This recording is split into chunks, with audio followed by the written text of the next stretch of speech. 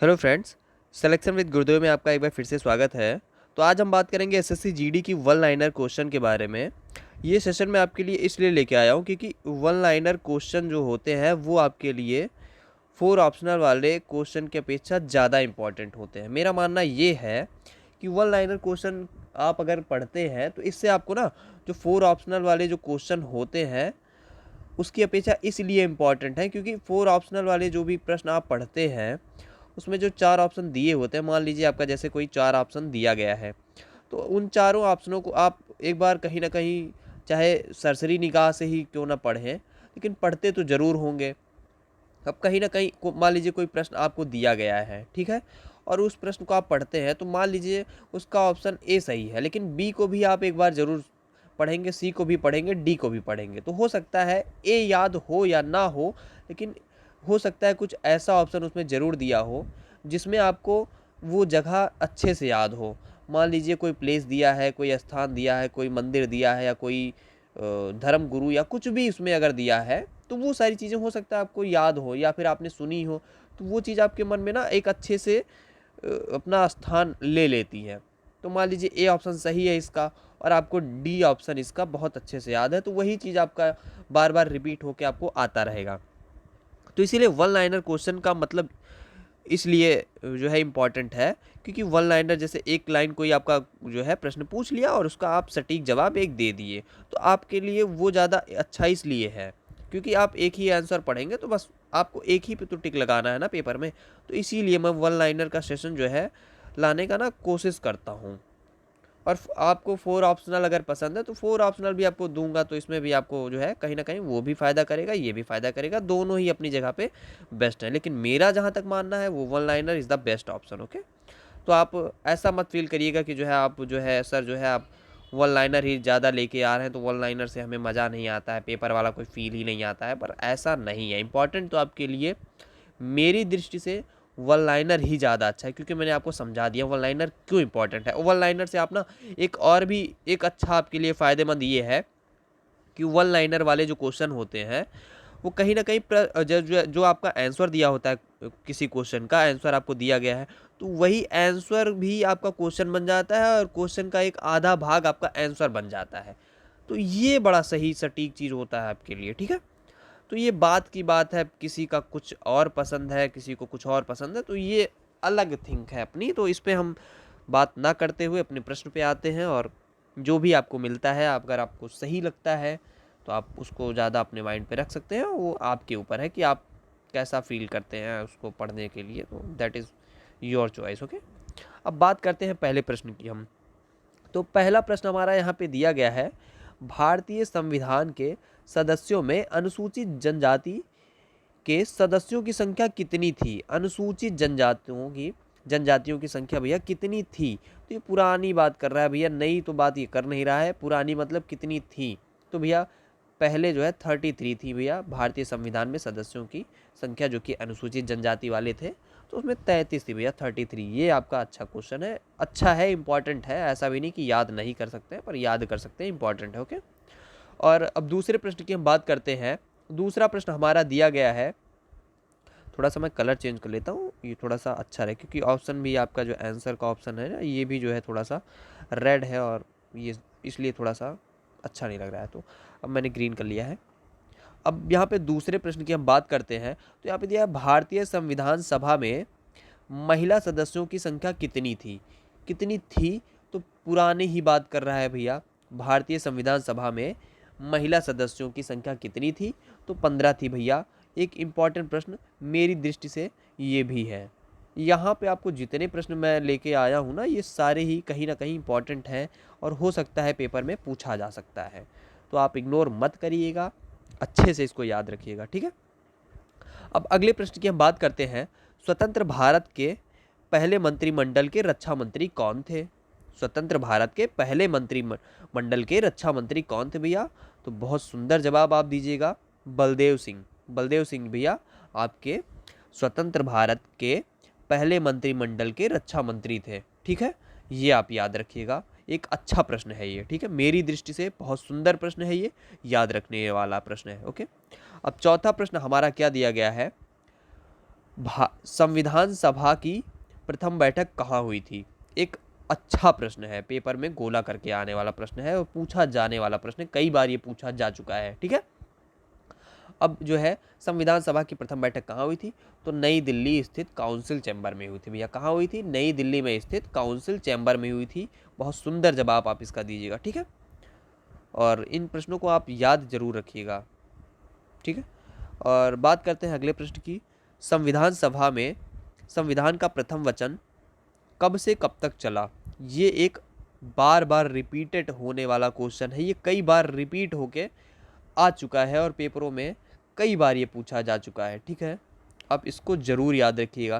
तो भैया इसका जवाब आपका होगा 4 नवंबर से लेके 9 नवंबर 1948 तक आपका भैया जो है संविधान सभा में संविधान का प्रथम वचन चला था। 4 नवंबर से लेके 9 नवंबर तक 1948 तक ये चला था आपका। अच्छा प्रश्न है ये, मेरी दृष्टि से बहुत सुंदर प्रश्न है ये। ठीक है, अब बात करते हैं अगले प्रश्न की। तो भारतीय संविधान में 20वें भाग में क्या रखा गया है? ये बहुत अच्छा प्रश्न है, बहुत ही ज़्यादा अब तक का सबसे मोस्ट इम्पॉर्टेंट प्रश्न है, याद रखने वाला प्रश्न है। ठीक है, तो ये बहुत अच्छा प्रश्न है। संविधान सभा में 20वें भाग में क्या रखा गया है भैया? तो संविधान संशोधन रखा गया है 20वें भाग में। ठीक है, ये जो 20वां भाग है, 21वां भाग है, ये सारी चीज़ें पूछा जा सकता है आपसे, तो ये जरूर याद रखिएगा। अब बात आती है अगले प्रश्न की। संविधान के भाग 4 में क्या है? तो संविधान के भाग 4 की बात आती है भैया, तो आप जरूर याद रखिएगा। राज्य के नीति निर्देशक सिद्धांत रखे गए हैं भाग 4 में। ठीक है, राज्य के नीति निर्देशक सिद्धांत रखे गए हैं आपका। ठीक है भैया, अब अगले प्रश्न की हम बात करते हैं। वायु में ध्वनि की चाल कितनी होती है? ये भी एक अच्छा प्रश्न है। वायु में ध्वनि की चाल कितनी होती है भैया? तो 332 मीटर प्रति सेकंड इसका सटीक और सही जवाब होगा।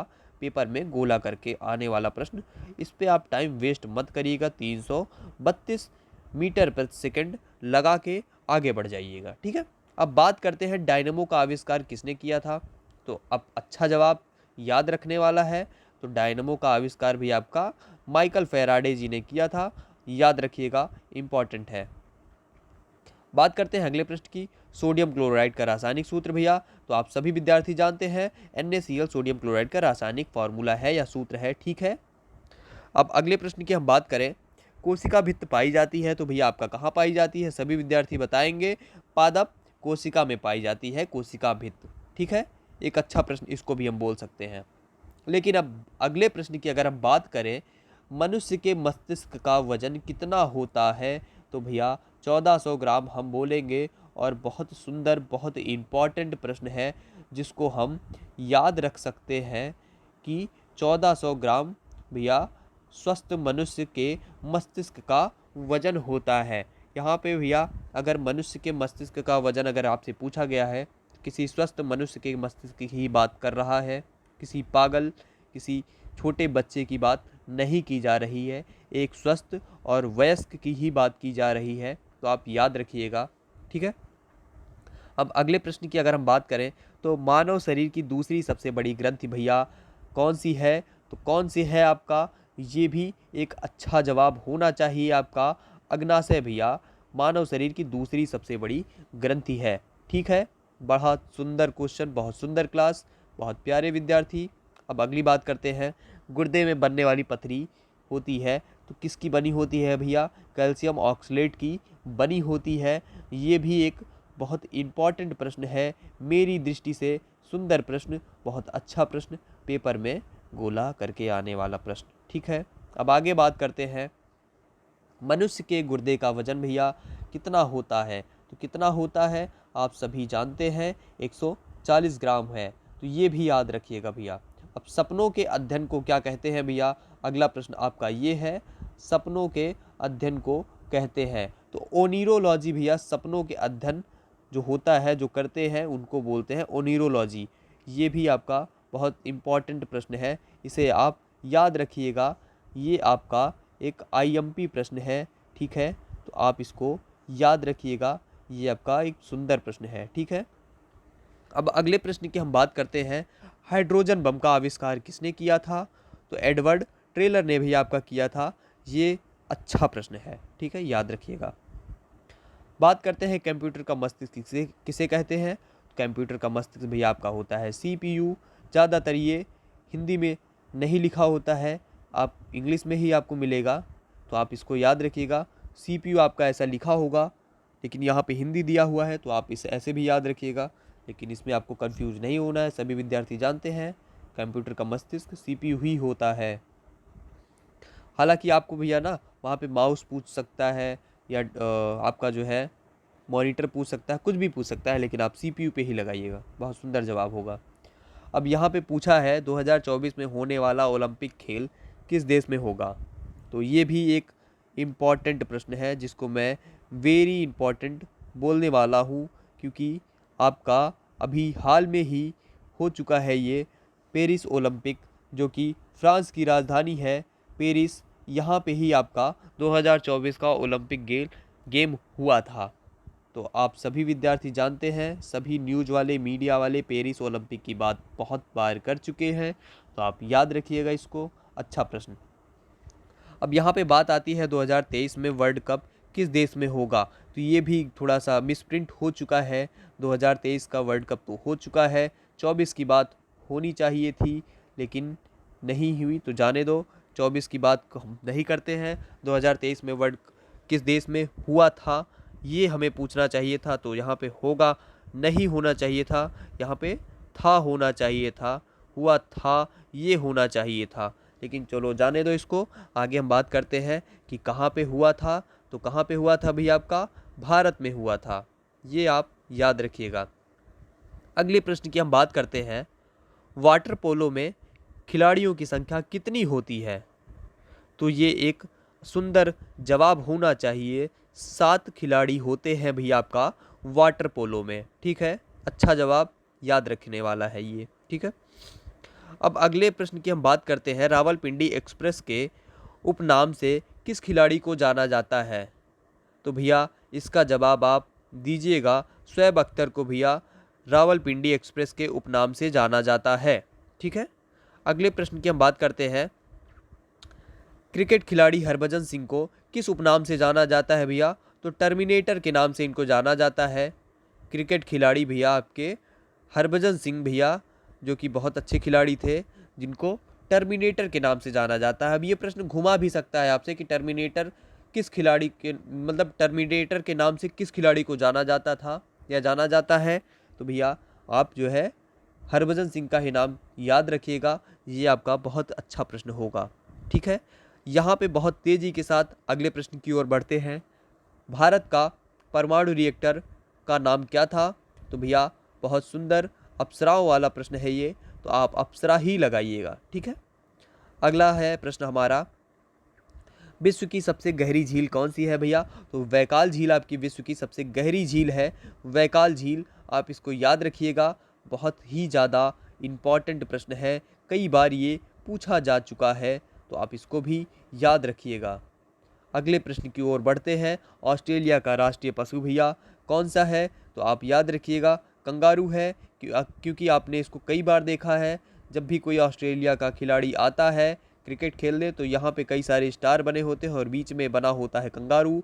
तो आप याद रखिएगा ऑस्ट्रेलिया का राष्ट्रीय पशु आपका भैया कंगारू होता है। बहुत सटीक, बहुत सही जवाब, और बहुत तेज़ी के साथ ये क्लास आपको मैं करा रहा हूँ, तो आप इसको बहुत तेज़ी के साथ शेयर भी कर दीजिएगा, और बहुत सारे कमेंट मुझे दिख जाने चाहिए कि आपको क्लास कैसी लगी है। और अगर आपको कोई त्रुटि लगती है तो प्लीज़ हमें कमेंट में ज़रूर बता दीजिएगा कि सर ये प्रॉब्लम मुझे क्लास में लगी है, तो हम वो प्रॉब्लम को भी सॉल्व कर देंगे भैया। और आपका ये जो PDF है इस क्लास का, वो आपको टेलीग्राम ग्रुप पे मिल जाएगा, जिसका नाम है सिलेक्शन विद गुरुदेव। तो आप इसको याद रखिएगा, सिलेक्शन विद गुरुदेव आप टेलीग्राम पे सर्च कर लीजिएगा, वहाँ पे आपको ये चैनल मिल जाएगा। अगर आपको नहीं मिलता है तो आप इसी वीडियो के डिस्क्रिप्शन में टेलीग्राम ग्रुप का लिंक प्राप्त कर सकते हैं, वहाँ पे आपको फ्री ऑफ कॉस्ट PDF मिल जाएगा। आप उस PDF को नोट भी कर सकते हैं या फिर सेव करके रख सकते हैं, जिससे आपको पढ़ने में बहुत ही ज़्यादा आसानी होगी। अब अगले प्रश्न की हम बात करते हैं, संसार के सबसे बड़े महाकाव्य का नाम क्या है भैया। तो आप याद रखिएगा महाभारत भैया संसार का सबसे बड़ा महाकाव्य है, जो कि हमारे ही देश से है, तो इसको आप बहुत सुंदर जवाब याद रखिएगा, ठीक है। अब अगले प्रश्न की हम बात करें तो अगला प्रश्न हमारा क्या है, विश्व की लघु संसद के उपनाम से किसे जाना जाता है? तो भैया आपका महासभा को विश्व की लघु संसद के नाम से जाना जाता है या उपनाम से जाना जाता है। तो अब अगला प्रश्न हमारा क्या है भैया, विश्व व्यापार संगठन की स्थापना कब की गई थी? तो कब की गई थी भैया आपका 1 जनवरी 1995 में की गई थी। ये थोड़ा सा मिसप्रिंट हो चुका है, इसको आप इग्नोर कर दीजिएगा। हो सकता है ये कोई टाइटल बनाने की कोशिश की गई हो, लेकिन ये गलत छप गया है, तो आप इसको इग्नोर मार दीजिएगा। एसएससी जीडी 2024 ऐसा कुछ लिख दिया गया है, पर ये गलत हो गया है, ठीक है। हो सकता है ऐसा कोई प्रश्न बनाने का प्रयास किया गया हो, लेकिन नहीं बन पाया, तो इसको आप इग्नोर मार दीजिए, ठीक है। अब अगले प्रश्न की हम बात करते हैं, विश्व खुशहाली दिवस कब मनाया जाता है भैया आपका? तो हंसी से बहुत सुंदर खुशी खुशी जवाब देंगे, 20 मार्च को आपका भैया विश्व खुशहाली दिवस मनाया जाता है। अगले प्रश्न की हम बात करते हैं, आनंद भवन कहाँ स्थित है भैया आपका? तो इलाहाबाद उत्तर प्रदेश में आपका आनंद भवन स्थित है, ठीक है। अगले प्रश्न हमारा क्या है भैया, विश्व अस्थमा दिवस कब मनाया जाता है? तो 11 दिसंबर भैया विश्व अस्थमा दिवस आपका होता है। बहुत ही तेज़ी से जवाब देंगे। अब अगला प्रश्न हमारा क्या है कि सीमा सुरक्षा बल की स्थापना कब की गई थी और इसका मुख्यालय कहाँ है भैया? तो 1965 में हुआ था इसका भैया स्थापना, और इसका मुख्यालय नई दिल्ली में है भैया। बहुत सुंदर, बहुत ही अच्छा जवाब। और आखिरी हमारा ये प्रश्न रहा भैया इस सेशन का कि महात्मा गांधी की समाधि स्थल को किस नाम से जाना जाता है भैया? तो आप इसका भी जवाब याद रखिएगा, बहुत ही ज़्यादा इम्पॉर्टेंट है ये प्रश्न। तो इम्पॉर्टेंट प्रश्न है, तो आप याद रखिएगा कि भैया राजघाट के नाम से भैया जाना जाता है महात्मा गांधी की समाधि स्थल को। तो भैया आपका क्लास यहीं पे होता है समाप्त। और आपको ये क्लास कैसी लगी आप हमें कमेंट में ज़रूर बताइएगा। और आपका अपना चैनल सिलेक्शन विद गुरुदेव, ये भैया आपका एक नया चैनल है जो कि आपके ही लिए बनाया गया है। तो आप इसको टेलीग्राम पे भी सर्च करके ज्वाइन कर सकते हैं। तो आप भैया इसको भी ज्वाइन कर लीजिएगा। आपका टेलीग्राम का भैया यही नाम है, सिलेक्शन विद गुरुदेव। तो आप इसको ज्वाइन रखिएगा। और आपको सारे जो क्लासेस आपको यहाँ पे मिलेंगी ना, उसका सारा पीडीएफ आपको टेलीग्राम ग्रुप पे ही मिलने वाला है, ठीक है। क्योंकि पीडीएफ प्रोवाइड करने का एक अच्छा ज़रिया वही है। तो वहाँ पे आपको सारे पीडीएफ फ्री में मिलेंगे। और आपका ये जो चैनल है सिलेक्शन विद गुरुदेव, आप इसको ज़रूर सब्सक्राइब करिएगा। और आपको ये क्लास कैसी लगी आप एक बार कमेंट में ज़रूर बताइएगा। और अपने जो भी भाई बहन हैं जो भी एसएससी जीडी की तैयारी कर रहे हैं, उनको प्लीज़ शेयर कर दीजिएगा। मिलते हैं आपको अगली क्लास में, तब तक के लिए जय हिंद दोस्तों, जय हिंद, जय भारत।